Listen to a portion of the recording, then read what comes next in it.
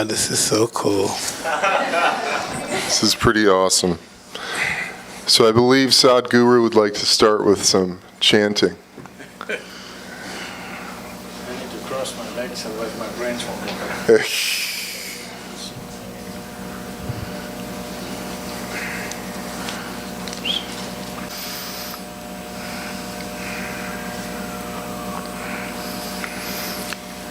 Jananam sukadham maranam karunam milanam maduram smaranam karunam kalavashadiha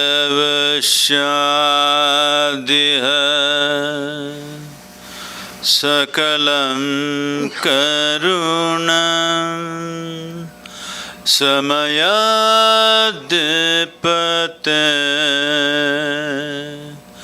akilam karunam.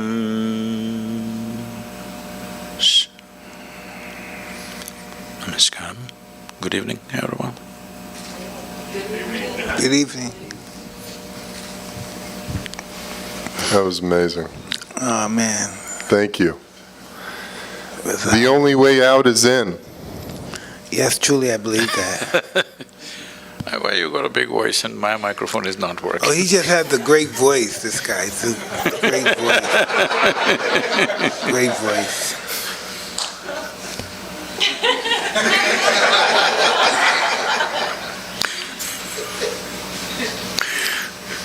May we begin? How is it? Is your mic okay? As long as it's not about, I'm okay. Okay. There it is. There it is. So tell me, what do you think you're here for? What would you think I would want to talk to you about? I'm sure you did research on me, my life and who I am and all that stuff. But what would you think I want to talk to you about? What would you think I would want to listen to you for?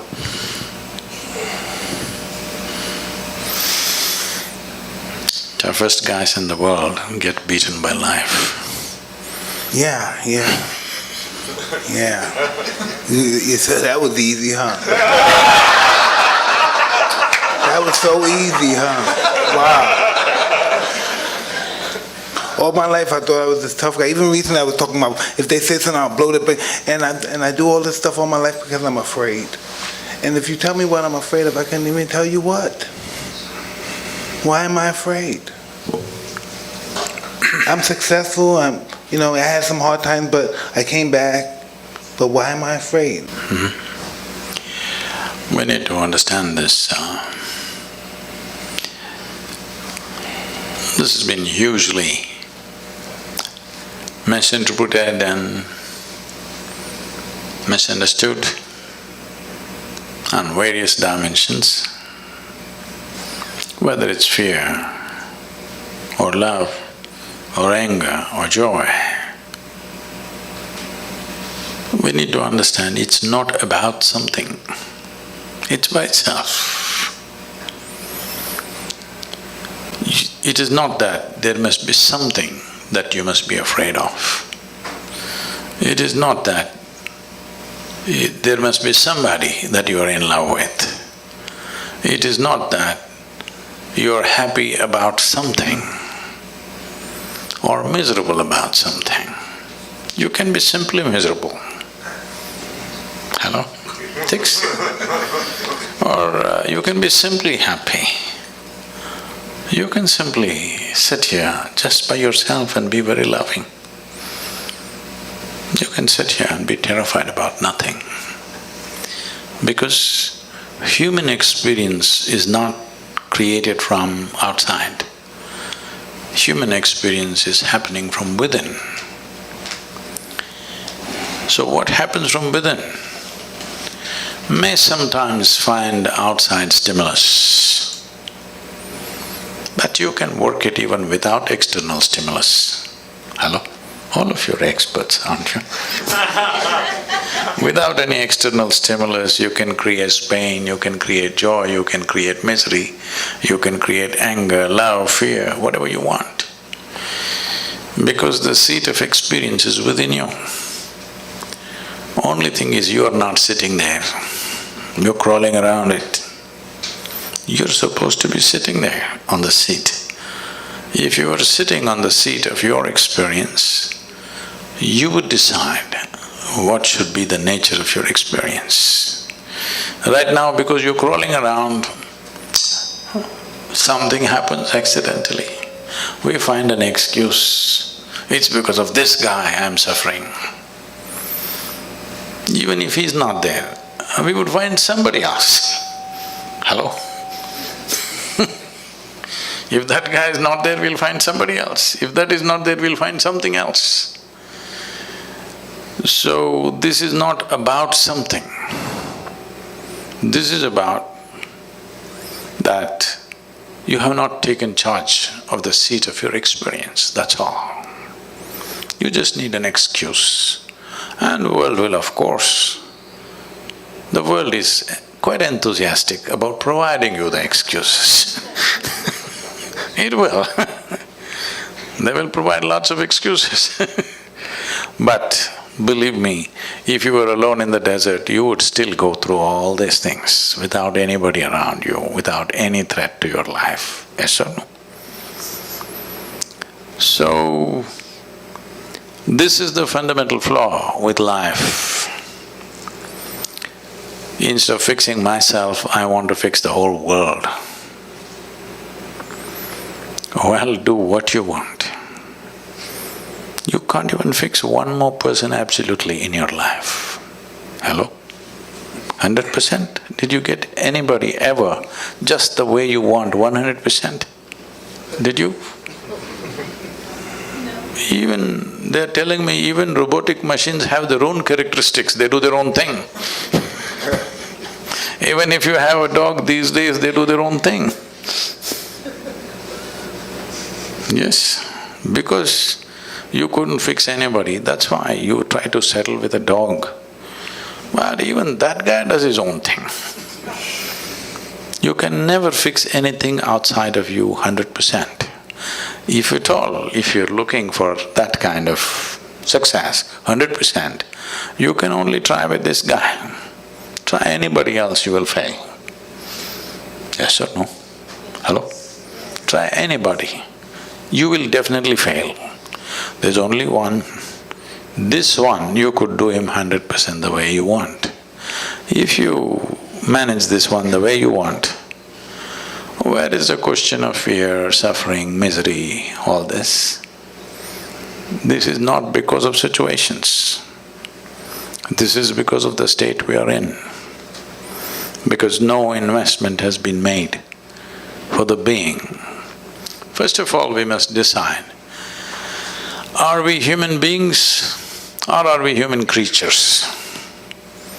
The difference between a creature and a being is, a creature is a consequence of compulsive reactions to everything around us. That's a creature. A being means you know how to be. If you knew how to be, would you be blissed out? Or would you make yourself fearful or miserable or what? What's your choice? You must choose, I'm going to bless you just now. Definitely, highest level of pleasantness, isn't it, for yourself? What you want for your neighbor may be debatable, but what you want for yourself is very clear, highest level of pleasantness. Why such a simple thing is not happening? It is not happening because, we gave you a very complex machine. Peak of evolution on this planet is you. If you were an earthworm, you wouldn't have these problems. Just eating, sleeping, reproducing, dying, you are fine. You're doing great as a creature. But you became human. Now it's a very complex machine. But you don't even bother to read the user's manual. simply somehow you want to do it. Such a complex machine, if you try to do it somehow, accidentally, oh, it will cause much pain. Unable to bear pain, most people have given up on joy and moving towards pleasure. You must understand this. The need for entertainment and pleasure in the world has increased simply because there's no joy. If really human beings were joyful, they would not need so much entertainment and pleasure in their life. Pleasure becomes a compulsion when there is no joyfulness. And if you don't cause pleasure with something or the other, pain is just waiting in the background, just there. So, fear is not about something. Fear is just your inability to manage your thoughts. They are running away ahead of you. Fear is always about something that's yet to happen, isn't it? Yes. So that means you are suffering something that does not exist. If you suffer something that does not exist, there are medically very bad terms for that. It's not about one human being, it's just literally 99% of the human population is in this condition. Different levels maybe, but 99% of the human population is in this condition. They are suffering things which do not exist. What happened 10 years ago, they still suffer. What may happen day after tomorrow, they already suffer. What happened 10 years ago does not exist right now. What may happen day after tomorrow does not exist right now. But things that don't exist, they suffer simply because two major faculties that you have which sets you apart distinctly from other creatures is, you have a very vivid sense of memory and a fantastic sense of imagination. These two faculties, which are the best things you have, this is what most human beings are suffering. They are suffering their memory and they are suffering their imagination. These are the greatest tools you have. So, what should have been the most fantastic well-being? When I say well-being, you know Charles Darwin, that guy, the English guy? Hello? He said, all of you were monkeys, not me. That all of you were monkeys and you became human. So, essentially, on this planet, you're the peak of evolution. You agree with me or no? Yes. So if you are the peak of evolution, that means you have come with the highest level of faculties. Because there are so many possibilities of being human, because your life is not fixed like that of a creature. When I say not fixed like a creature, for every other creature, nature has drawn two lines within which they live and die. The reason why an animal's life looks so much simpler and better is because there are no possibilities. So what human beings are suffering is their possibilities. If you destroy the possibilities, you will also be fine. If you want, we can have a portion of your brain removed. You will be so peaceful, you will not know fear, you will not know suffering, you will not know anxiety, you will not know nothing. Yes. All we have to do is take away the possibilities. With the possibilities, the problems are also gone. So right now the problem is the fantastic possibilities that have been invested in us. So to take away the possibilities, either we can remove your brain or we can soak it in whiskey. Both ways you can do it. You take away the faculties, then you're okay. So, the problem is just this, that when you're given something so complex, you need to spend a certain amount of time knowing the nature of the machine that you're using. See, some people are handling these cameras. That's not a spacecraft. Just simple enough machine. But I'm sure these guys have spent years trying to know it the best. Just any of you get there and do it, what'll happen out of it? Just see a simple machine like a camera. Yes or no? Somebody invested their life. The better they know it, the better they use it. Is it so? Hello? Yes. Why is that not true with this? The better you know this, the better you use it, isn't it? So if you know it really well, people say you're realized. But I think most of us, especially when we come to the level in which we're acknowledging of you, that we all have the urge to improve ourselves. No, they should not improve themselves. Why? Because fear also may improve, misery also may improve. It's happening to a lot of people. See, why did we invent this idea of education? 20-25 years of investment of life. Nearly 1/3 of effective human life is invested in school and college for most people. So tell me, are educated people more joyful and fantastic compared to uneducated people? No, but that's not the only way to improve yourself. I don't only look at that in improving yourself, that's just… No, I'm saying that was the idea behind it, isn't it? I don't know. I mean, it's talking about it from far from a human perspective to reach your highest potential. Until you manifest it, you don't even exist anymore. No, I'm saying improvement as an idea is not a good idea. What you need is realization, that you realize what is the nature of your existence. From that, you do whatever. If it's a physical activity, you can improve. You can improve how you're doing something in the world, but you cannot improve this one. It's a fake thing. If you realize everything is settled, otherwise anyway it's a struggle. When situations are good, you pretend that you're improved. When situations turn against you, you will see who is who. When everything is going well, everybody is fantastic, you know. When life turns against you, still are you fantastic? That's a question. I don't know, I think most people take life as it comes. From my experience, I never thought any good would ever happen to me. Just from being brought up in my environment, in my neighborhood, that you always saw bad things, people died, it was just normal seeing people die, seeing prostitutes, just seeing that kind of filth and stuff. It was normal. Matter of fact, it was even honorable because it became so normal. We normalized it. So it's like this. In the yogic culture, we always use lotus flower as a symbolism for human growth and development.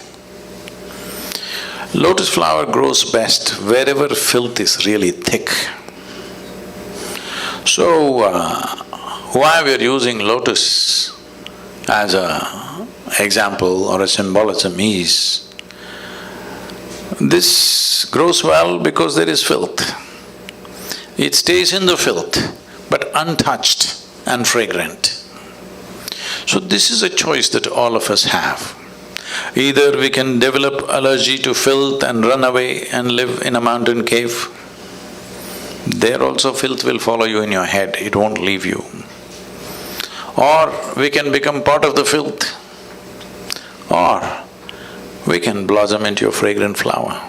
This is a choice every human being has every moment of their life. Will they exercise this choice? That is a question mark. Yeah, I'm very flowerful.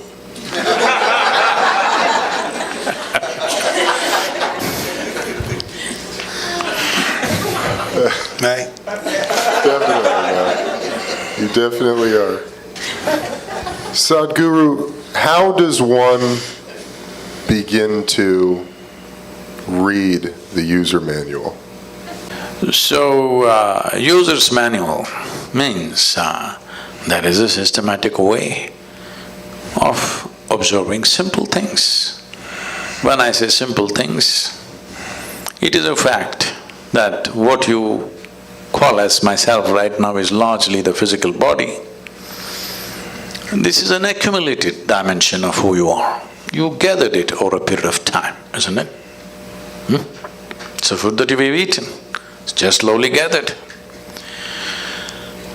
So this is called as Annamaya Kosha, that means this is a food body. So what kind of food you're putting into your system has a consequence. Well, everybody may grow up like that, but the question is it fulfilling the purpose of being a being, human being, not a human creature? Is it supporting your nature of being a human being? That's a question. Well, when it was a question of survival, we ate whatever came our way, that's a different matter. But now survival is taken care of, it's a time that we need to pay attention. If we want to be human being, what kind of body should I possess? Will it support my being or will it make me into a reactive process? All creatures, nothing wrong with them. You take a tiger or an elephant or a snake, nothing wrong with them, they are perfect creatures. Only thing is limited possibilities, isn't it? Hello? What else is wrong with them? Nothing is wrong with them, they're just fine. It's just that limited possibility. You got promoted to be a human being, this simply means enormous possibilities. If possibilities are not harnessed and explored, you have enormous problems. What you are experiencing as problems are actually possibilities nudging you to explore. When you don't, they will freak you, and they should, because otherwise you may slip back in the evolutionary scale. It can happen to any human being. So, one thing is the physical body. Of course, you have a thought process, you have an emotional structure, or let's say the psychological scape. Mind is not just in one place. Every cell in the body has its own intelligence and memory. Actually, in every cell in your body, there is more memory and more intelligence than your entire brain put together. Even million years ago, how your forefathers were, even their skin tone, your body still remembers, isn't it? So, the amount of memory that is there in every cell in your body is far bigger than what you hold in your mind. Even if it comes to the complexity of what every cell, the activity that it's performing, your brain is nowhere capable of managing that. So, we don't see intelligence or mind as one place, the entire body. So this is a body of intelligence. Because people have gotten trapped in their own thought process, they think intelligence is only here. This entire system is full of intelligence, isn't it? Do you know how to manage your kidneys? I'm asking you. You know. Drink Really? a lot of water. No liquor. That doesn't solve everything. Oh, man. Many water drinkers have died too soon. I'm asking, the complexity of any one organ, are you able to manage consciously? No. It is Why so… do we believe we can, though? Huh? Why do we believe we can? Because we are full of bullshit. Yeah. We're pretty delusional, pretty much. Yes. Everything that we do not know, we want to believe. We are still not straight enough to come to this place. What I know, I know. What I do not know, I do not know. Whatever I do not know, I believe. Well, you can bull yourself like this for some time. Because, can I tell you a joke? Yeah, please. It's getting too tense here.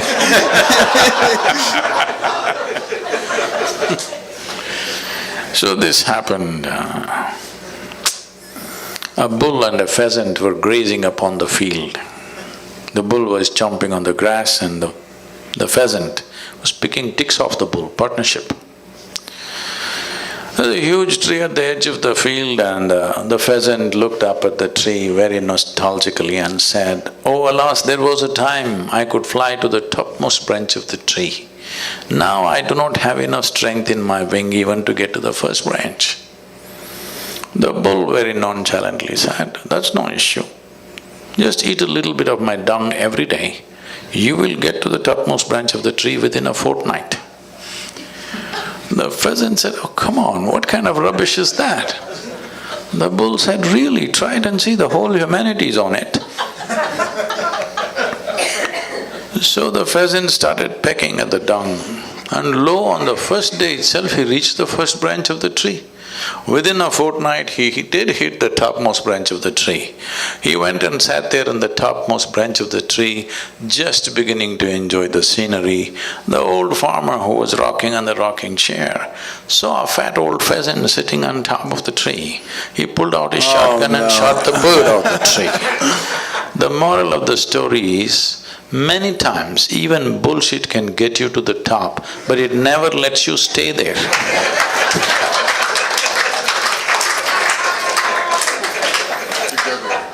So people are trying to bull themselves into well-being.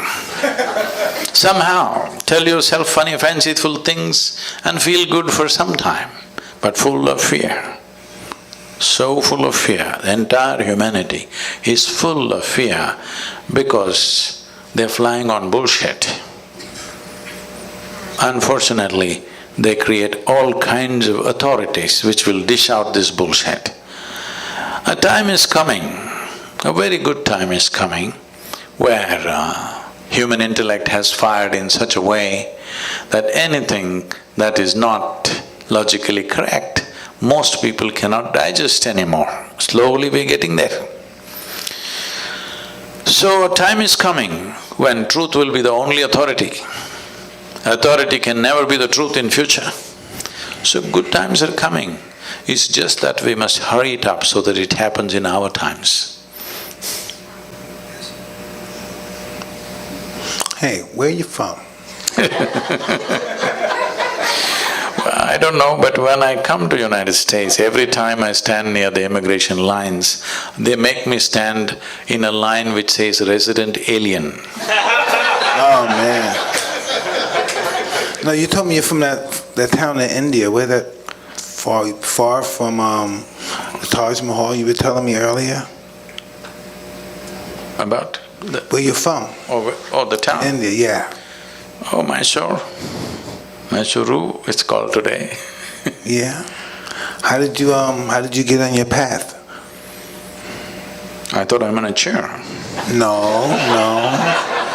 How did you get on the path to meeting people like this, like us? How did we get engaged? How did you start doing this? What made you believe you can do this? Again, you're talking about belief. Let me clear that first. See, belief means just this. I believe in this or that means, I don't know, but I'm bullying you. Why can't I say I don't know? What's the problem? I do not know is a tremendous possibility in human life. If you see I do not know, naturally the longing to know will come, seeking will come, the possibility of knowing will come. Whatever I do not know, I believe. That means you will never know, you will just go on with your own stuff. So this is why believers always need a flock. But the moment you become a seeker, you become alone. Because if you are the only person who believes something on this planet that nobody else believes, you will feel like a bloody fool. You need 25 people around you who believe the same thing. Now you say, "Eh!" All kinds of rubbish. But when once 25 people gather around you and all of you believe the same thing, boo! Confidence without clarity will come. Confidence without clarity is a great disaster that has unfolded upon humanity. It's mainly because of belief systems, mainly because people have become unwilling to see what I do not know, what is the problem? So, in the yogic culture, we evolved a method. We always identify with our ignorance, never with our knowledge. Because in this cosmos, nobody knows where it begins, where it ends. In our perception at least, it's a limitless space. In this space, even if you grind all the libraries on the planet and pour it into your head, still what you know is just a speck in the universe.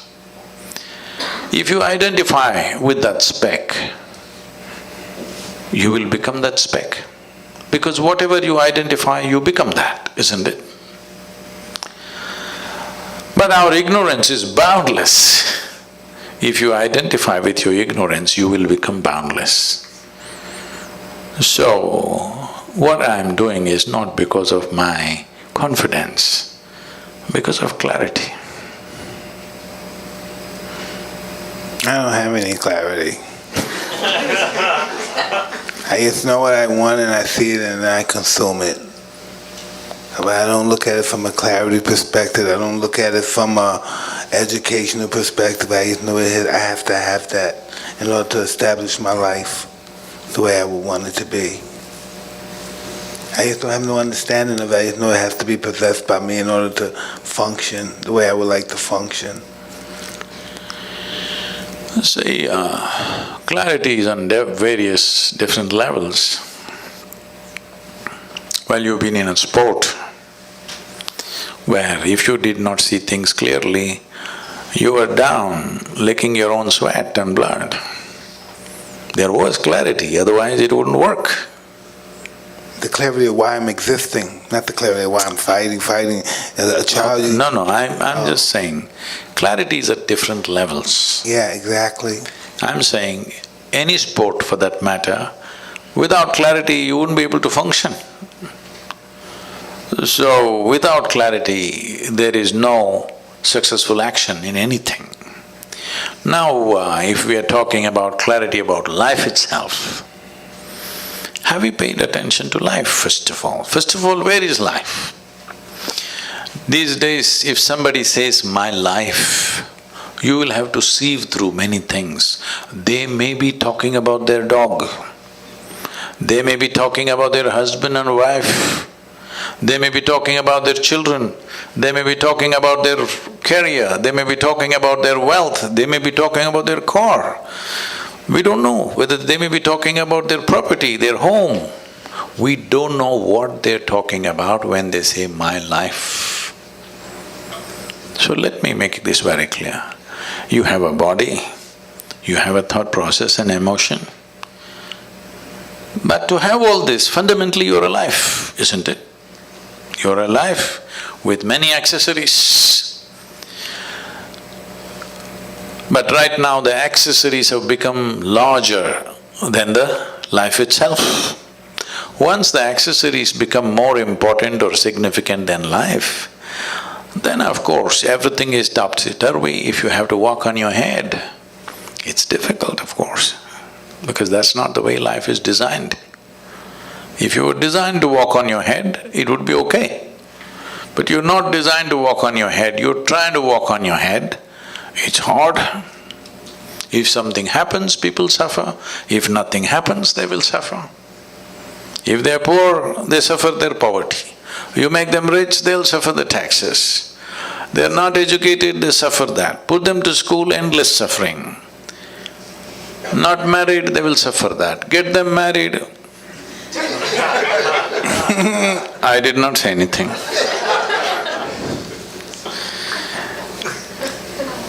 Just tell me one aspect of life that human beings are not suffering. They're suffering every aspect. So offer them death, that will also they'll suffer. So suffering is not because of the nature of life. Suffering is because of the complexity of the mind which you did not care to understand. If you had the brain of an earthworm, you would be fine. Hello? Peaceful, eco-friendly also, because that's a great aspiration in California. The only life which is struggling to be eco-friendly. It's brilliant. Earthworm knows, a grasshopper knows, a lizard and a snake knows how to be eco-friendly. This most evolved creature on the planet is struggling to be eco-friendly. Yes or no? So, the problem is complexity of possibilities. Possibilities are the greatest blessing we have, but unfortunately that's what we are suffering, because when something very possible and powerful is given to you, if you don't handle it right, it'll blow up in your face. That's all that's happening. How do you know how to handle it? That's why I'm here. All right.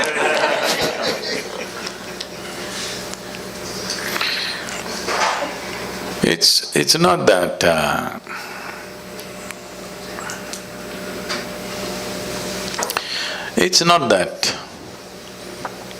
if let me put it this way, if because of the number of things that I do across the world, more things are going wrong with my life right now than any of your lives, okay? Really, too many things. Just I want you to imagine running a foundation where there are over 9 to 11 million volunteers doing all kinds of things. Volunteers means nobody knows what to do, but they're enthusiastic. Running major projects like this, running massive centers in various places, over 350 centers across the world. If you want to go mad, this is the recipe for life. But you think I will die of stress or madness? No, I'll not. Maybe I'll die of exhaustion, I don't mind. But of stress, no. There are many things. Not everything in your life goes the way you think it should go. I should not be saying this, but because as I'm like this, because it came in my mind, I'm telling you, please treat this with some sanctity. Right now, probably in the next few hours, my father will pass. Okay, I've been monitoring this minute to minute, but he will pass. I spent some time just before living with him and I came. I sent my girl back to be with him. So, I'm sitting here talking to you, I'm fine, haven't I? But does it mean to say I don't care about him? Hello? That's not how it is. A very intimate relationship. But this is how I am. This does not mean there's no love in your heart, this does not mean that you're not involved. It is just that you're involved with everything, but you're never entangled. That's the difference.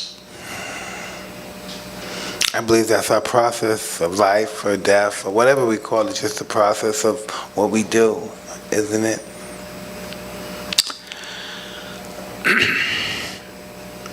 See, the most compulsive thing in most human beings is they want to draw a conclusion about everything. Because without drawing conclusion, they will not feel confident about anything in their life. They must draw a conclusion. Oh, she's good. Oh, she's okay. She's not okay. He's all right. That's not good. I love this person. I hate this person. This is my friend. This is my enemy. Every kind of conclusion. Conclusion means, essentially, what is the conclusion of your life? Death, isn't it? Every time you conclude, in some way you die, you must know this. You know, I can take you back. Are there religious people? Hello? Are you religious people? Spiritual.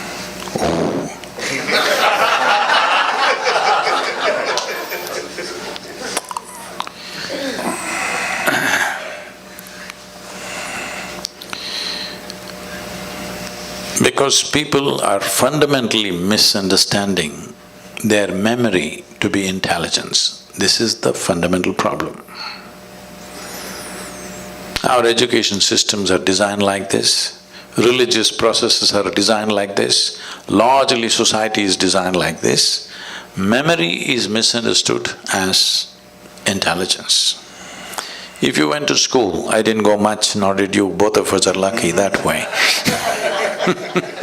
You're right, you're right.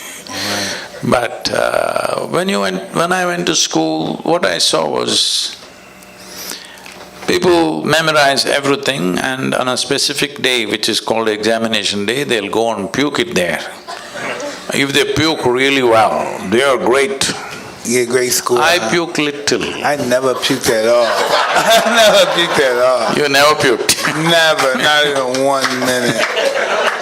I puke little. But those who puked everything were number one out there. So this is not just in a classroom, everywhere this is built. We are misunderstanding memory as intelligence.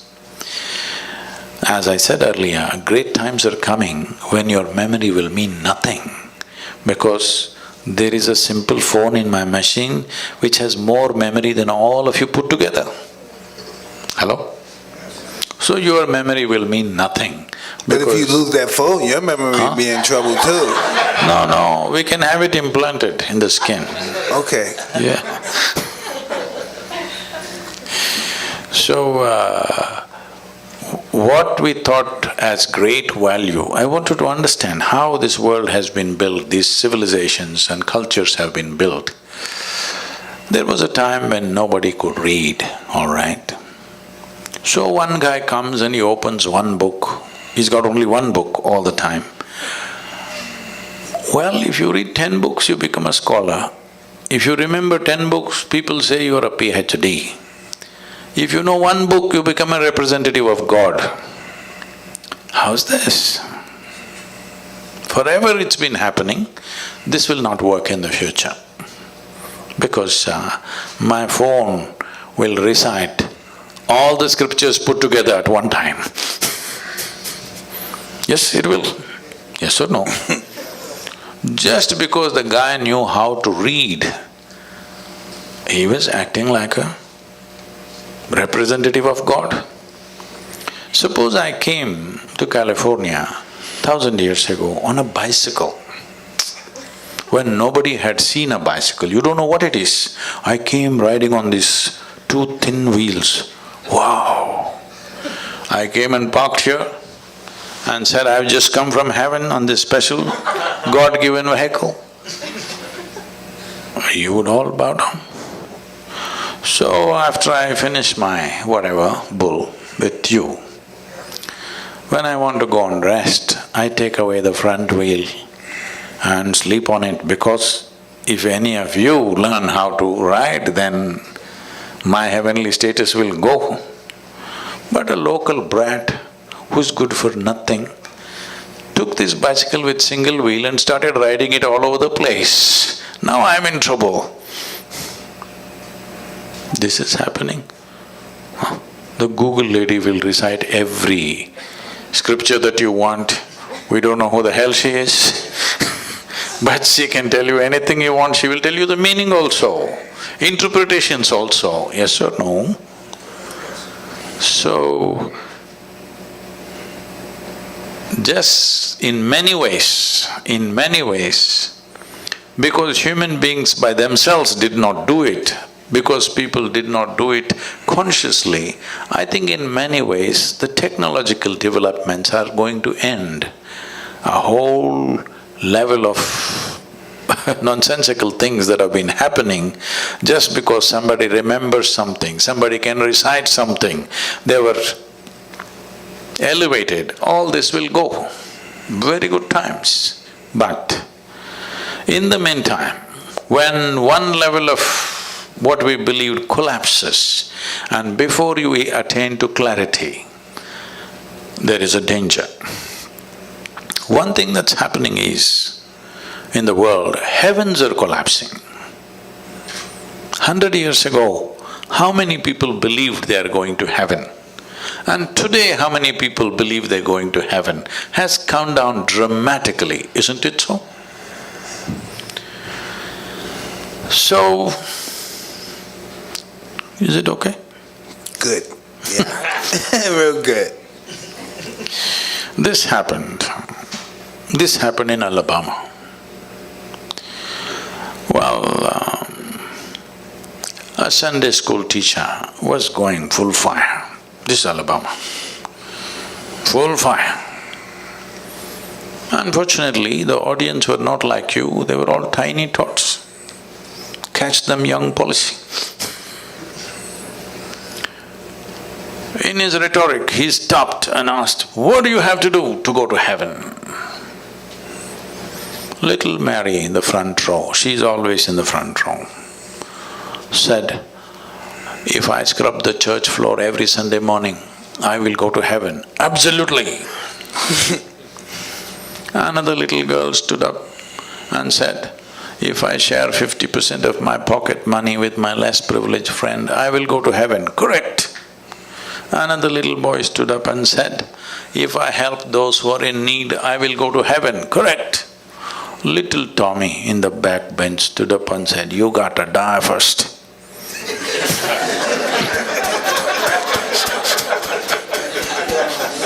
That's a qualification. Yeah.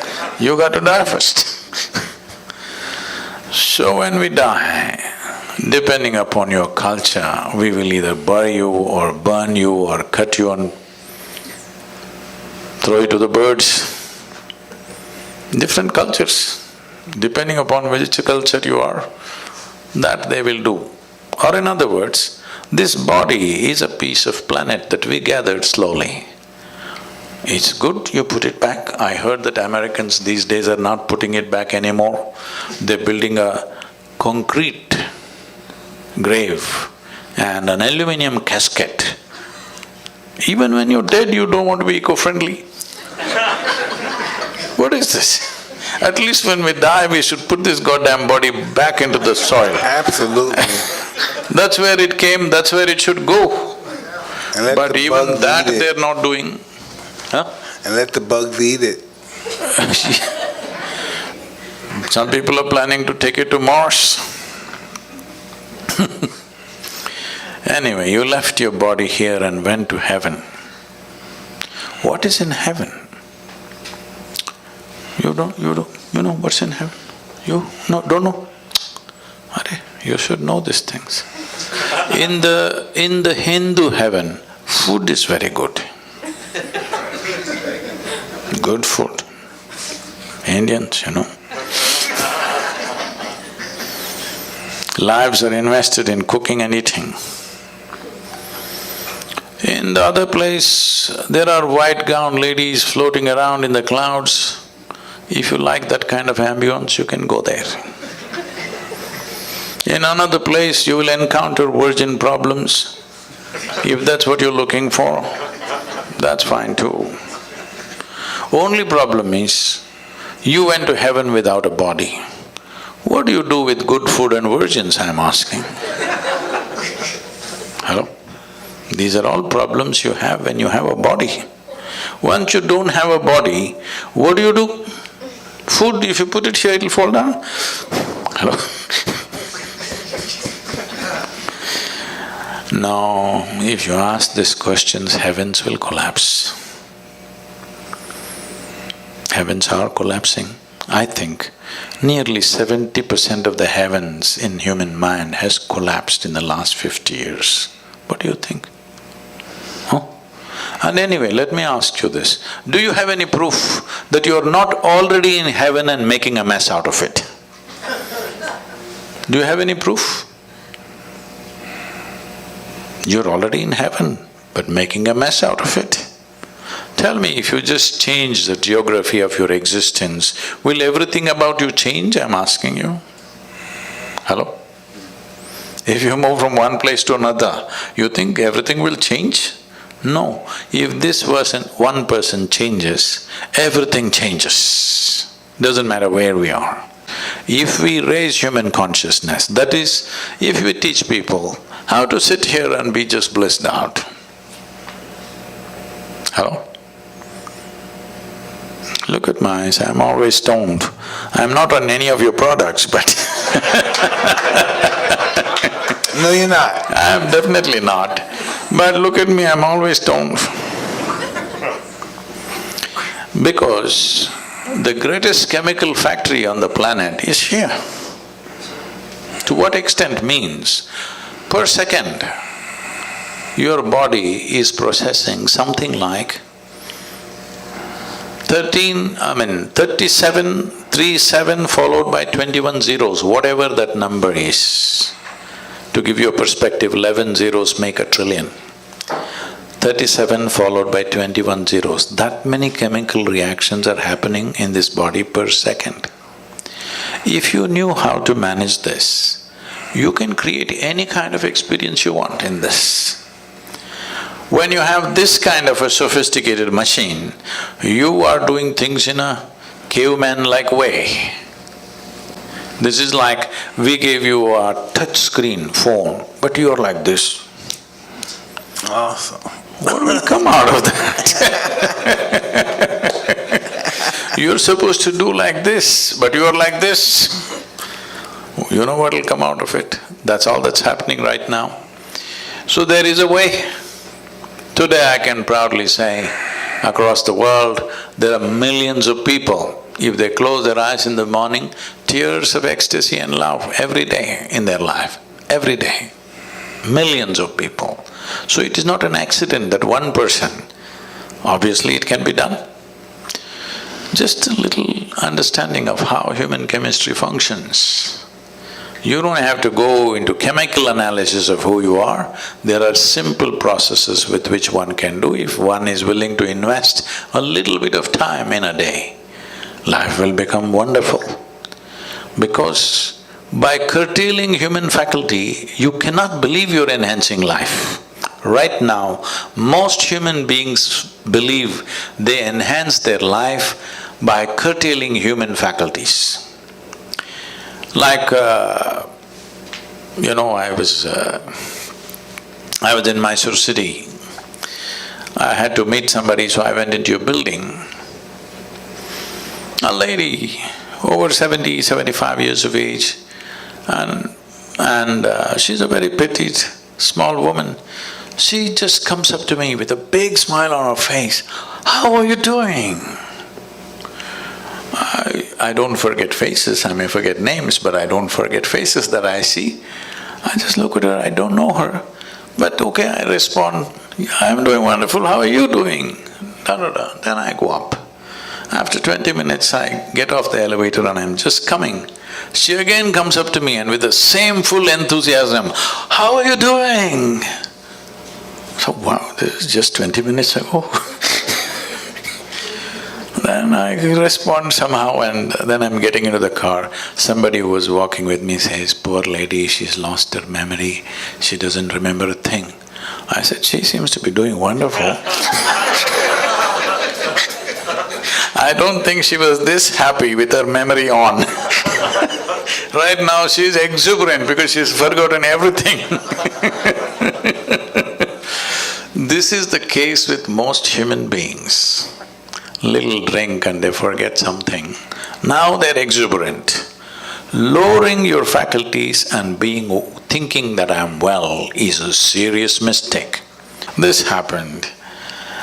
One day Shankaran Pillai, he was just outside in the marketplace and he met an old friend, a college friend, that he had not seen for more than 25-30 years.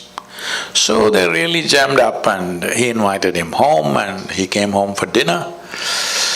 When they were sitting for dinner, Shankaran Pillai, every time he wants to ask something of his wife, he says, "My sweetie pie, my honey, my boo-boo-boo, my bulbul, my choo-choo-choo," like this.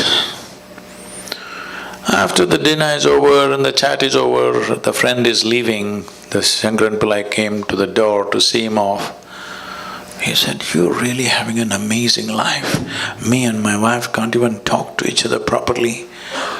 Every time you refer to her, all this sweetie, honey, choo-choo-choo, boo-boo-boo, all this stuff, you're really having an amazing life, aren't you?" Shankaran Pillai said, "Are you crazy, man? 7 years ago I forgot her name."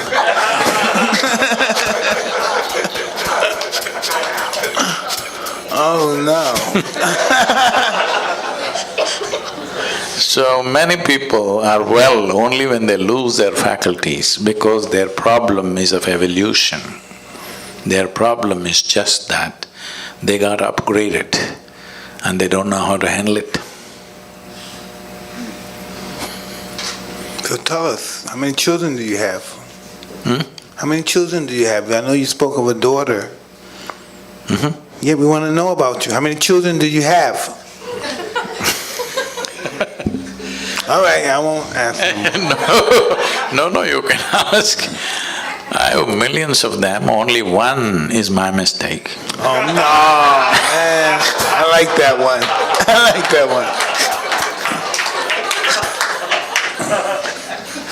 I have many, but only one is my mistake. Okay.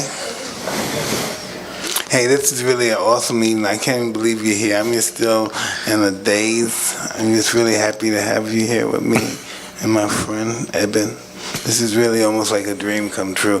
We saw you and we were just in the stage of just reasoning with enlightenment, and we saw your story, how you became, one day you came and you fainted and you thought you were there for an hour and you were there for like 14 hours.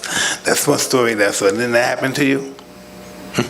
Yeah, so I thought that was amazing, and so I stayed a great fan, and I stayed following you.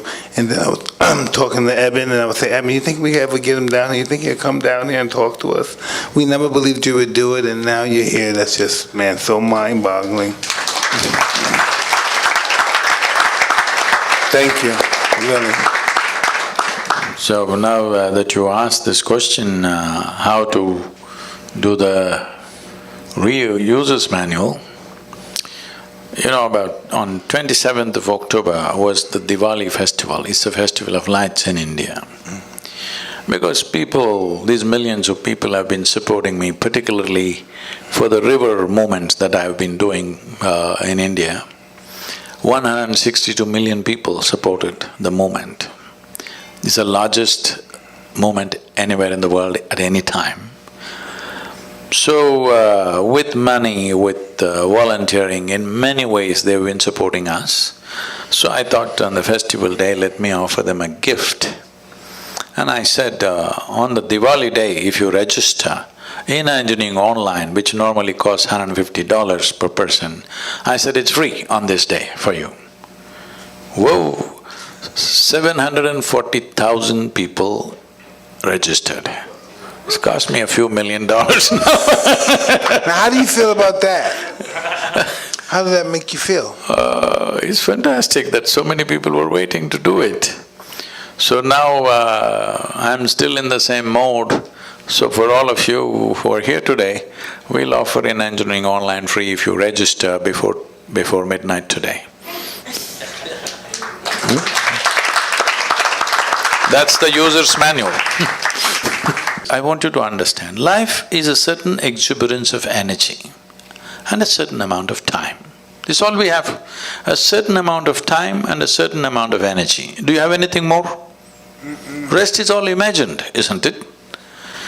So this time is simply rolling away for everybody. We may think of many things, but actually time is just rolling away as you sit here. Since you came and sat here, you are 2 hours closer to your grave, yes or no? Hello? Yes. All of us. So you can't hold it back, you can't roll it back, time is just going. So the only thing you can manage is your energies. If you keep it phenomenally exuberant, you will know life with a certain intensity. If you keep it low, you will know life in a minimal way. So now this choice is yours. Now let's say time is passing, as the day passes into night, you'll feel a little sleepy. Why? Your energies are like… Now you fell asleep. As far as your experience is concerned, you're as good as dead, isn't it? You don't exist, the world doesn't exist for those few hours. But you woke up in the morning, once again the energy has renewed itself, and this is what you call as life. This renewal of energy and exuberance of energy is what you're referring to as life. So, if you want to experience life, if you want to know life, if you want to really ride this wave of life, your energy should be at the highest exuberance level, or should it be put down? I'm asking you. Hi. Hi. So, you mean a different thing by saying hi. Probably the only one that doesn't smoke marijuana or do any of them. No, I'm not asking you any of those things. So, Oh, This- you're a neat trick.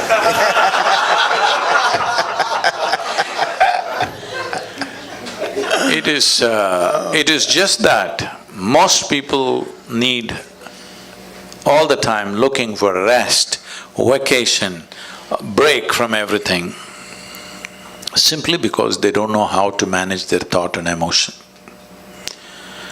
I see in the United States, people are saying, thank God it's Friday, because they suffer 5 days and they're going to enjoy 2 days. Life is not going to work like this. Life cannot work like this. If you do not know how to be joyful, then you're only looking for pleasure. If you were joyful, pleasure wouldn't matter, because you're just joyful.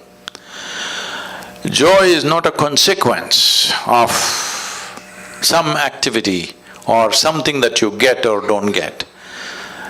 Joy is an ambience that is necessary to live life. If you do not know how to be peaceful and joyful, well, you cannot even enjoy your dinner tonight, isn't it? Hello? Can't enjoy a walk on the street. Can't enjoy the few people who are around you. You cannot enjoy anything, you need all kinds of stimulus to find a little bit of pleasantness within yourself. When I say pleasantness, let's understand this. If this body becomes pleasant, we call this health. You want this or no? Yes. Oh, you must choose, I'm going to bless you. Yes. You want this body to be pleasant or no? Yes, yes. If it becomes very pleasant, we call it pleasure. If this mind becomes pleasant, we call it peace. If it becomes very pleasant, we call it joy. If these emotions become pleasant, we call this love. If it becomes very pleasant, we call it compassion. If these life energies become pleasant, we call this bliss. If it becomes very pleasant, we call this ecstasy. If our surroundings become pleasant, we call this success. Only to create pleasantness in our surroundings, we need the cooperation of various people and forces around us. But pleasantness of body, pleasantness of mind, pleasantness of emotion and energy is 100% your business. Yes or no? I agree. So, if you want to make this your business, before midnight you must register for In Engineering Online. It's free, otherwise tomorrow morning you can pay and register. Oh, man. That's awesome. Well, this has been such a treat, and before we wrap this thing up, we have time for a few questions. All right. Not you, them. No, I'm just checking if you Hi, thank you so much. Sadhguru talked about the Annamaya kosha, which is the body kosha. There are 5 koshas in the applied yogic sciences, which work the entire system of the body, from the mind to the heart to the breath to the energy. I need all that. And the heart. There are thousands of years of manuals, from classical yoga, which is just meditation, to hatha yoga, to the tantrika, that provide ways of being that Sadhguru has expressed the top of tonight. So it's not an abstraction at all. It's just like what you guys do on Hotboxing, which is break down how you get to the soul of yourself by moving through your ego, by practicing goodness towards others. So That's real tough, too. It's a difficult process. For me it was, for me. No, the thing is this,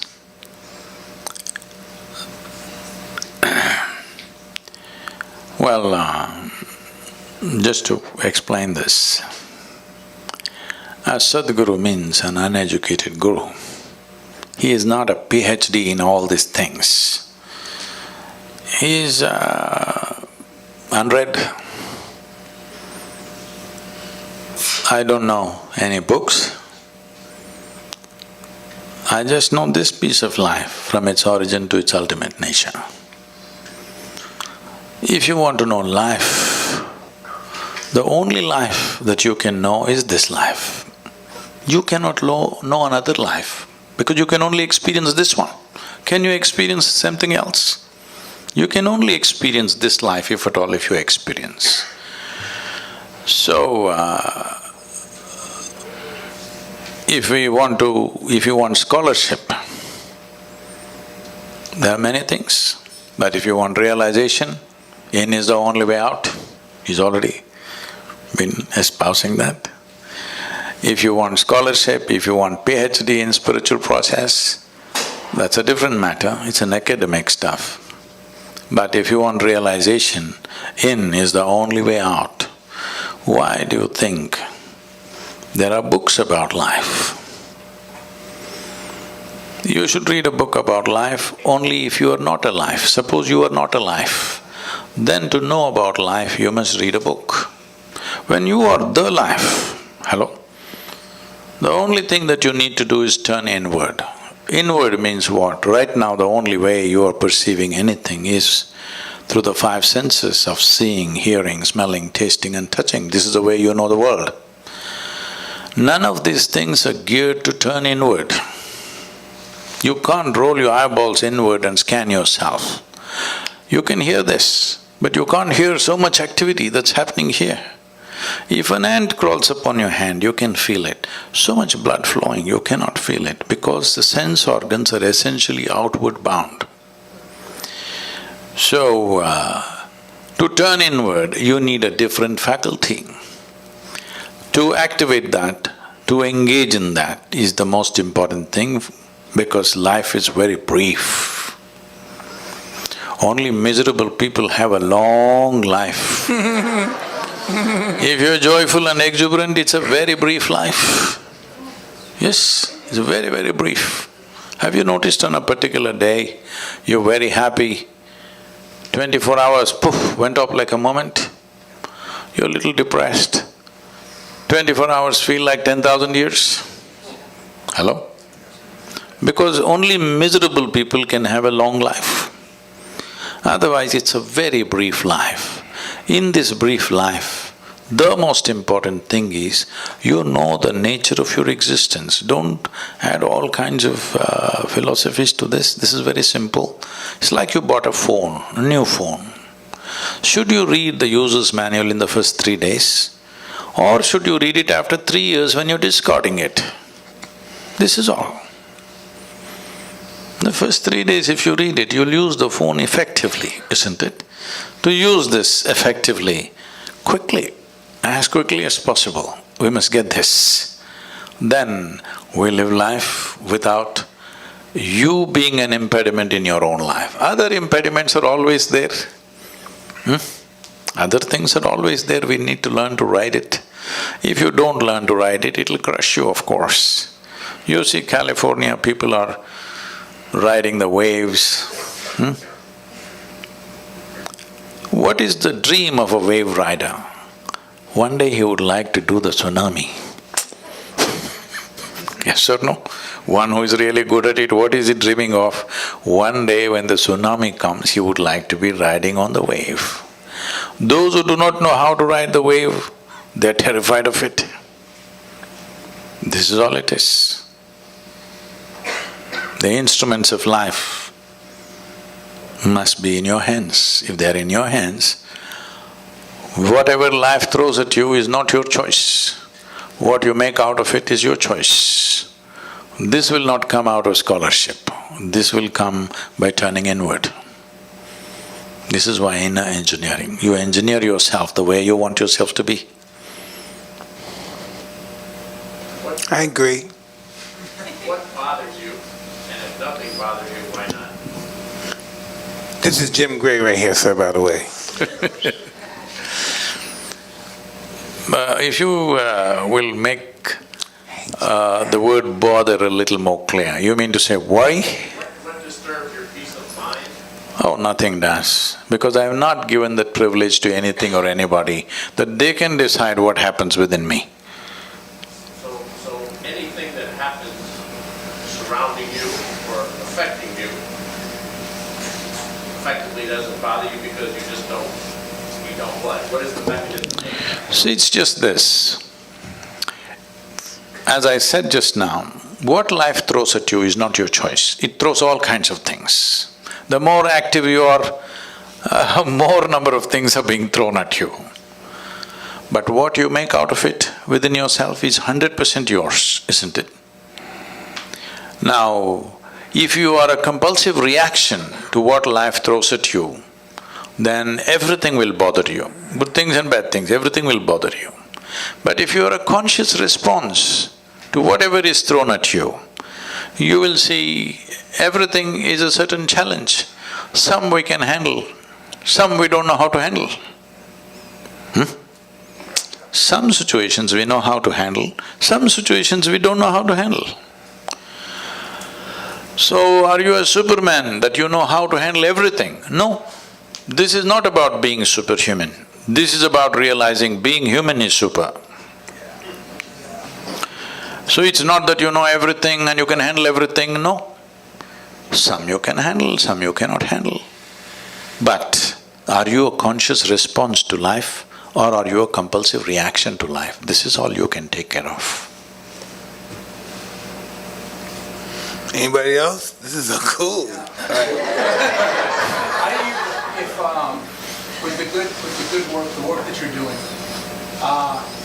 sometimes it's easy to get caught up in the result, the desire of what you're trying to do. How do you detach, but at the same time help? I'm using these simple things. But how do you You've been reading Indian stuff, huh? You've been reading Indian stuff, that's why this detachment and all that.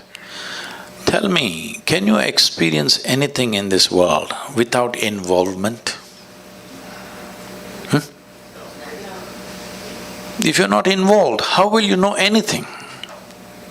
You cannot experience anything unless there is involvement. The more profound your involvement is, the more profound your experience of life is, isn't it?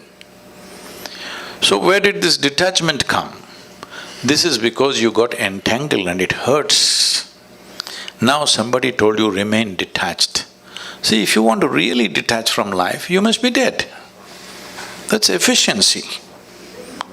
Hello? You know, I was doing a program and this lady stands up to introduce herself. And she says her name and says, I've come from Singapore. In the last 2 years, I committed suicide 5 times. I said, stop. I said, at this level of inefficiency, you are not getting anywhere in your life. 5 times you committed suicide and you're standing here, I don't like that. I like efficiency, hello? Whatever the hell you want to do, at least you must do it well. So, because you got entangled and it hurt you, now you're thinking detachment. No, without involvement you will not know a damn thing in this life. If you want to detach, the best thing is death, you're detached. Why are you here and trying to be detached? It is just that, as I said earlier, your problem is you're trying to experience something which is not yet. That is, you are having a mental diarrhea. You are suffering a mental diarrhea and you think you're engaged with future. You're never engaged with future, I want you to understand. You're never engaged with past or future. You're just having a mental diarrhea, isn't it? Hello? Right now, can you live what happened yesterday? No, in your mind you can have mental diarrhea and think it is actually happening again. Or can you live what may happen tomorrow? But you can have mental diarrhea and believe that actually you're experiencing it. Because you don't have a distinction between what is psychological reality and what is existential. This is the problem. You are mistaking your psychological drama to be life. Your psychological drama is not life. Right now, unfortunately, a whole lot of human beings have gone into this. They misunderstand their thought and emotion as life. No, it's just your thought and emotion. They're supposed to play the way you want. But you are playing the way they want.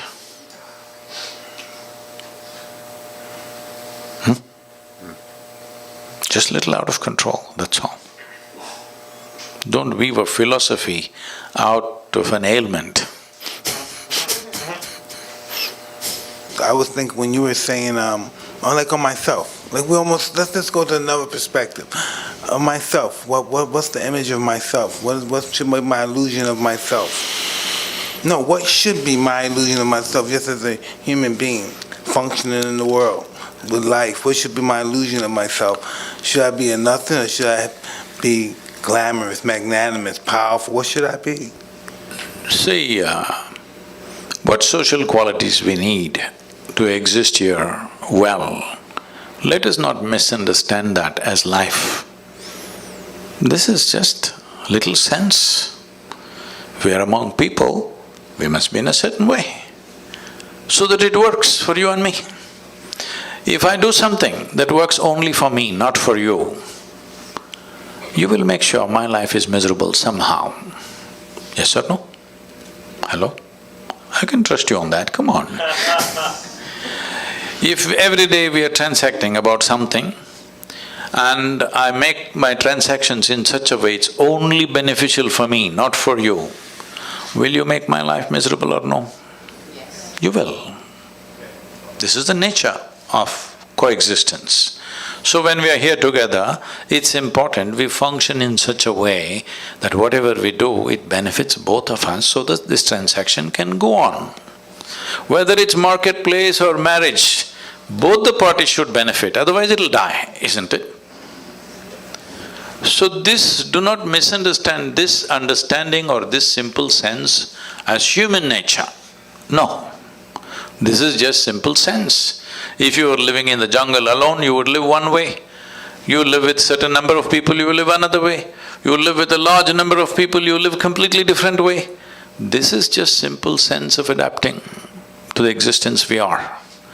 So, do not understand this as the nature of your life, no. This is just sense.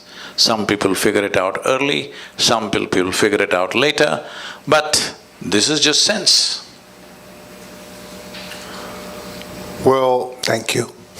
thank you so much, Sadhguru. We're out of time. Out of time. Out of time. But I want to thank you guys again so much for coming. Thank you, Sadhguru, and your incredible team.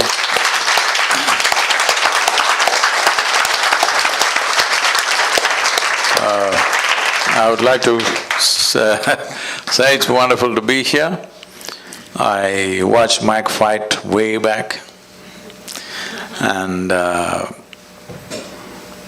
this may sound little off, but at that time, there were no televisions in India. We used to get 8 films to play on the wall, project on the wall. So this would go cut, cut, cut, cut, cut, cut, cut like that, you know. He was fighting like this.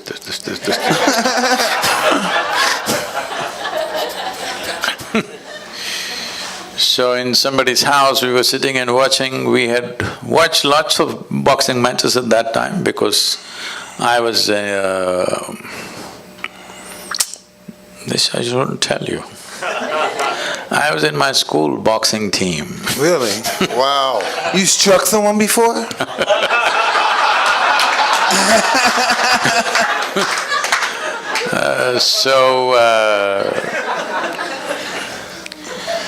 So on that day, when I watched probably the first time when you won the heavyweight, when we saw that and much debate was going on, I said, well, this guy could rule the boxing ring if he only maintains his balance.